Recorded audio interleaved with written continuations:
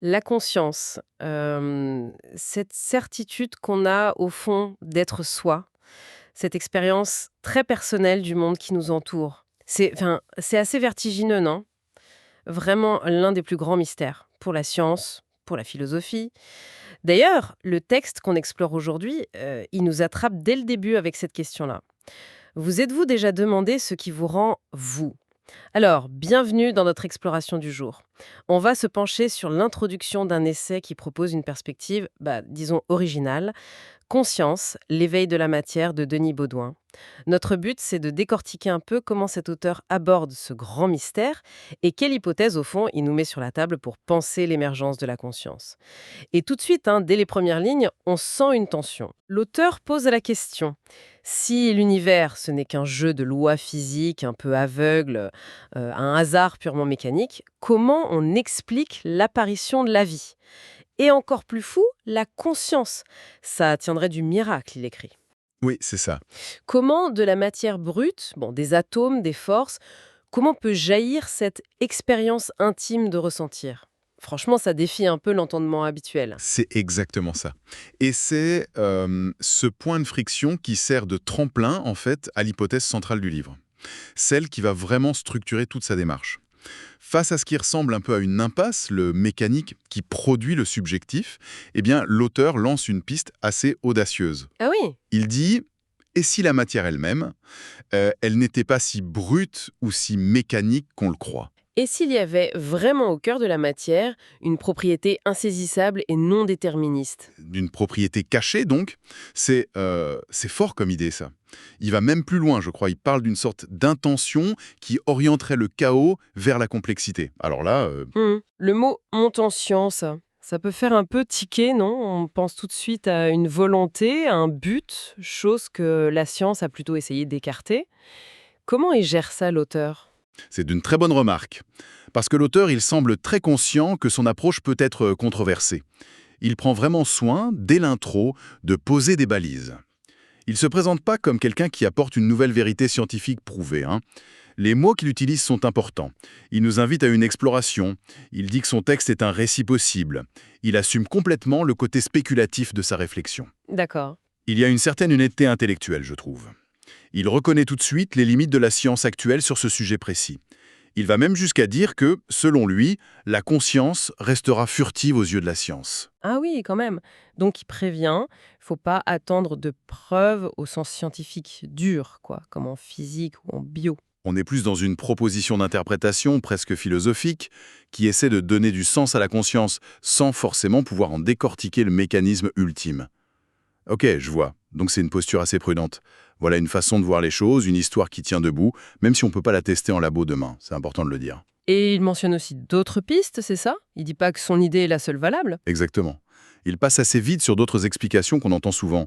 L'idée d'une étincelle spirituelle venue d'ailleurs, Mhm. ou l'existence d'un monde parallèle où serait la conscience, ou une force psychique au cœur des atomes. Ça fait penser un peu au panpsychisme peut-être. Oui. Ou encore un mystère quantique qui serait la clé.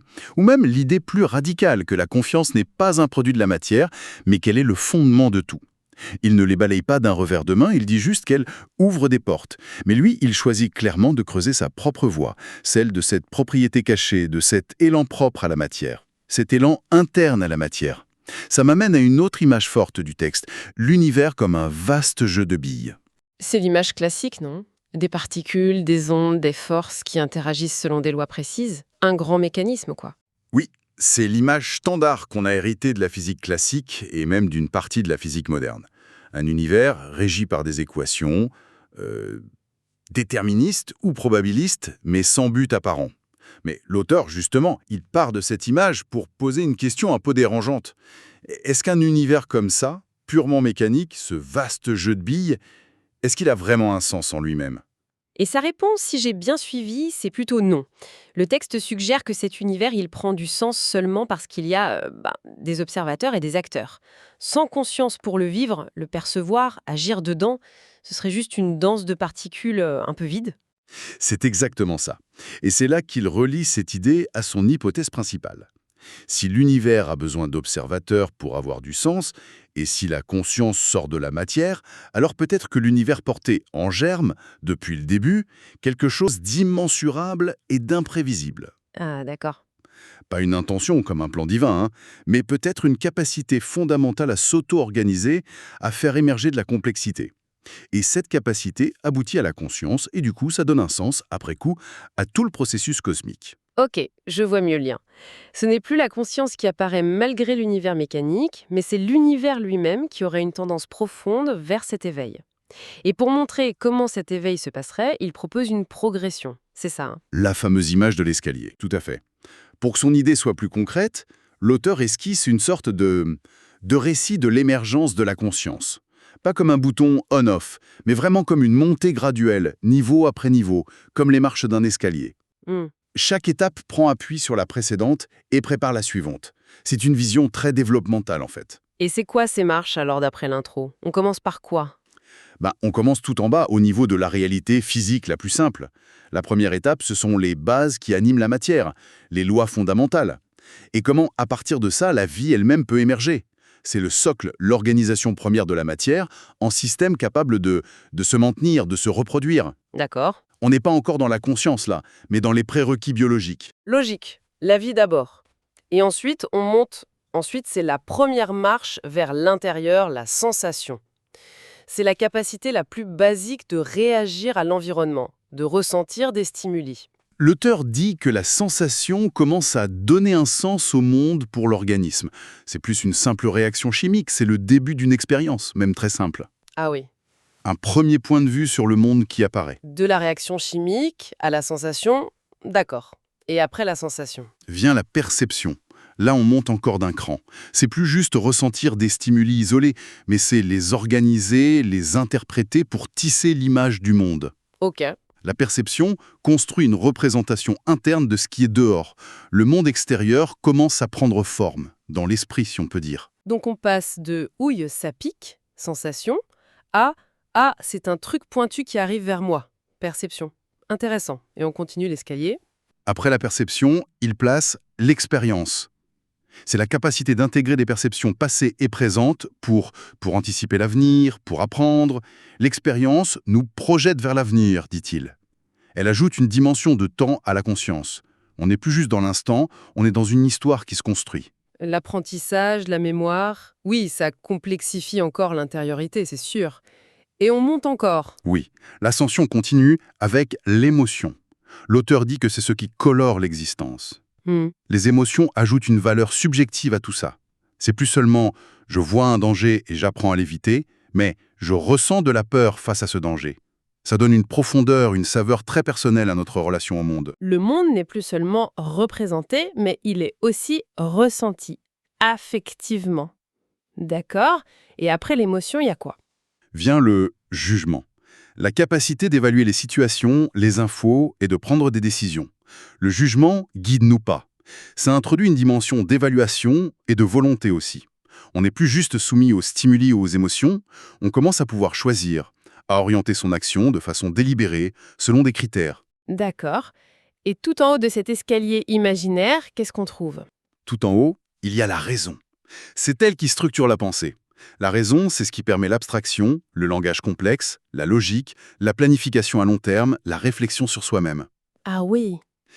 C'est le niveau le plus élaboré de cette progression, celui qui caractérise le mieux la conscience humaine telle qu'on la connaît en fait. C'est fascinant comme parcours. Quand on le voit comme ça donne vraiment l'impression d'un déploiement progressif, une complexification étape par étape.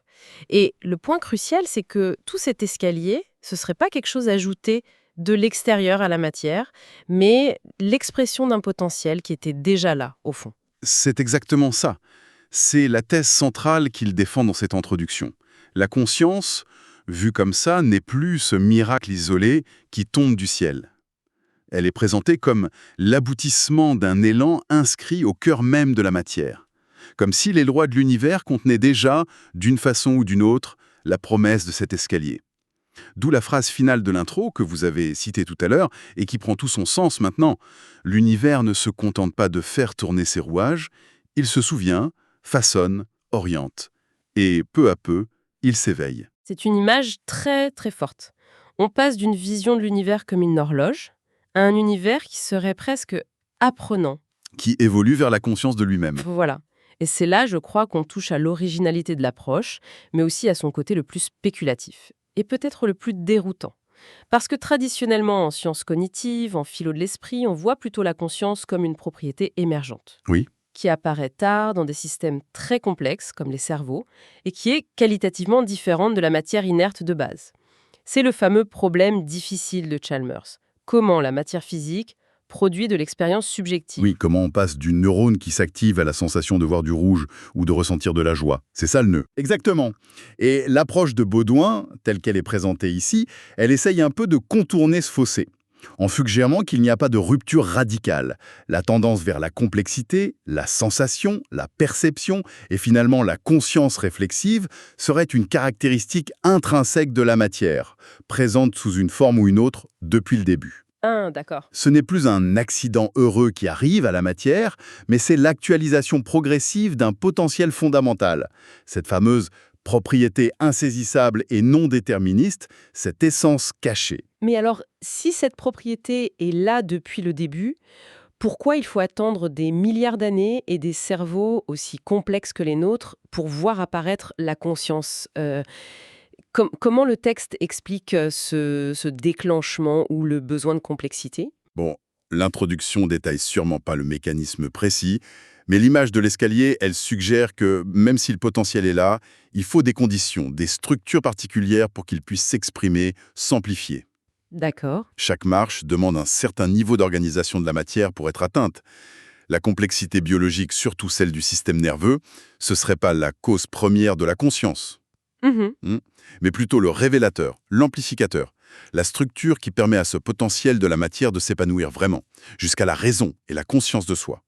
La complexité serait la condition nécessaire pour que cet élan se manifeste pleinement, pas pour qu'il existe de manière latente. Ok, je vois la complexité comme un catalyseur ou comme la scène nécessaire pour que le potentiel se révèle. Ça permet de lier l'idée d'un potentiel originel et l'émergence tardive de la conscience complexe. Mais on revient toujours à ce caractère insaisissable et non déterministe. Est-ce que l'auteur donne la moindre piste sur ce que pourrait être cette propriété? C'est lié à l'information, à la physique quantique, autre chose, ou ça reste une sorte de boîte noire dans l'introduction? D'après ce qu'on lit dans l'introduction seule, ça semble rester au niveau d'une hypothèse assez générale, un principe qu'il pose plus qu'il ne le décrit en détail. Il parle de non-déterministe, ça pourrait faire penser à l'indéterminisme quantique, ou à la théorie du chaos peut-être, mais ce lien n'est pas explicitement fait ici. D'accord. L'accent est vraiment mis sur l'idée d'une orientation vers la complexité, d'un élan, plus que sur un mécanisme physique précis. Il faudra voir si la suite de l'essai développe plus cet aspect, mais l'introduction, elle pose surtout le cadre conceptuel. Elle lance l'idée, elle la justifie philosophiquement par rapport au miracle de la conscience, elle trace sa logique avec l'escalier, mais elle ne prétend pas en donner la preuve physique. C'est vrai que ça laisse rêveur. Cette idée que la matière, ce n'est peut-être pas juste un tas de particules qui obéissent passivement à des lois, mais qu'elle porterait en elle une sorte de dynamique interne, orientée vers l'éveil. C'est une perspective qui, même si elle est spéculative, invite à regarder l'univers autrement. Oui, Moins comme une machine froide, plus comme un processus, en gestation presque. absolument. C'est une hypothèse très stimulante, qui ouvre un champ de réflexion immense, même si bon, elle soulève autant de questions qu'elle n'apporte de réponses pour l'instant. Elle nous pousse à interroger nos propres présupposés sur la nature fondamentale de la réalité, quoi. Bon, si on essaie de résumer l'essentiel de ce qu'on a retiré de cette introduction de Conscience d'Orsay, l'éveil de la matière, l'invitation principale, c'est de revoir notre idée de la conscience. Pas la voir comme une anomalie, un accident de parcours ou un fantôme dans la machine, mais comme l'aboutissement logique ou en tout cas tendanciel d'un processus qui est propre à la matière elle-même, depuis le début. C'est exactement ça. Le cœur de l'argument ici, c'est de suivre ce fil qui monte, cette montée en puissance décrite par l'escalier des lois physiques de base à la vie, puis la sensation, la perception, l'expérience, l'émotion, le jugement et la raison, Mhm. d'une certaine manière, plutôt comme un coup de bol improbable. Une vision qui a quelque chose de, oui, de presque poétique, c'est vrai. mais qui repose sur cette hypothèse forte d'une propriété de la matière qu'on n'a pas encore identifiée par la science classique. Tout à fait. Et c'est ce qui nous amène à la pensée finale, un peu vertigineuse, pour continuer à la réflexion.